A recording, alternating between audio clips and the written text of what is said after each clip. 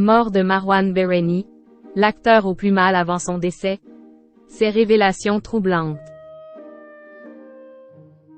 Suite à la découverte du corps de Marwan Bereni dans une ferme abandonnée le 12 octobre dernier, W9 prévoit ce mercredi 6 décembre un documentaire évoquant sa disparition.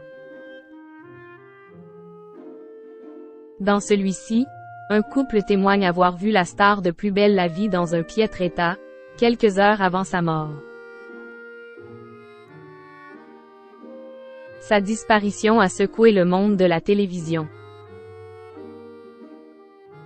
Le 12 octobre dernier, le corps sans vie de ce qui semble être Marwan Bereni est retrouvé pendu dans une bâtisse abandonnée de Corcelles-en-Beaujolais, dans le Rhône.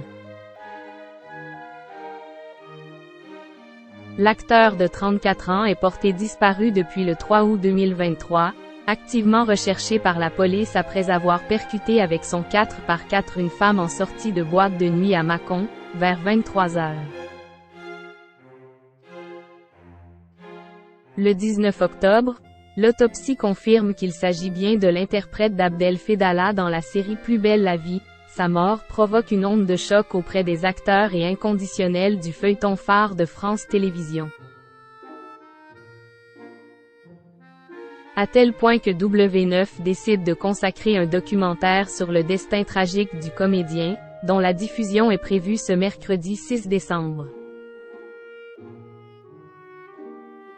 Au cours de leur enquête pour comprendre ce qu'il s'est passé, les journalistes de la chaîne ont interviewé accent aigu un couple qui a aperçu le jeune homme juste avant son geste fatal, et dont Closer a rapporté les propos.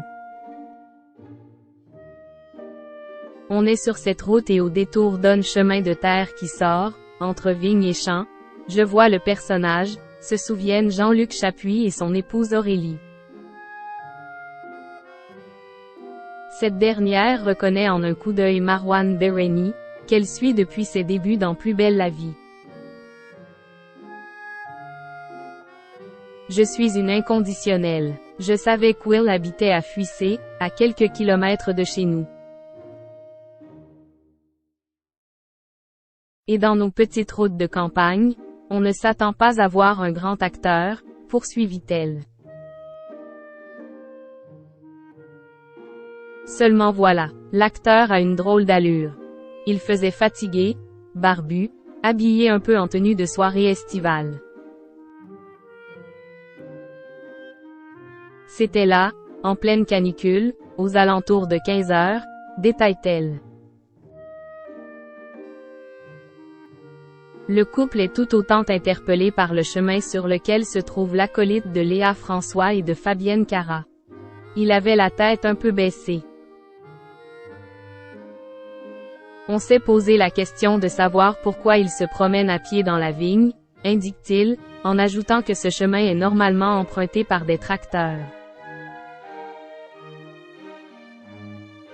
Jean-Luc et Aurélie Chapuis ignorent que quelques heures après l'avoir croisé, Marwan Bereni meurt, vraisemblablement par pendaison. Une fin terrible pour le jeune homme, qui fait beaucoup culpabiliser Aurélie.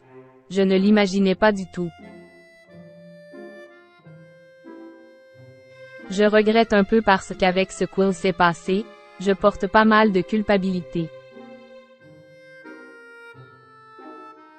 Je me dis que j'aurais pu m'arrêter et peut-être que j'aurais pu voir qu'il était mal et qu'il avait besoin d'aide. Peut-être Quan l'aurait retrouvé et on aurait pu le sauver, témoigne-t-elle face caméra, le cœur lourd. Ces zones d'ombre qui persistent dans l'affaire Marwan Bereni. 5 mois après l'accident de voiture causé par le véhicule de Marwan Bereni et la mort de l'acteur, quelques mystères persistent, comme un article rédigé par Paris Match a pointé le 10 octobre dernier. Qu'a fait le comédien entre 21 h et 23 h, quand il entre au Club 400?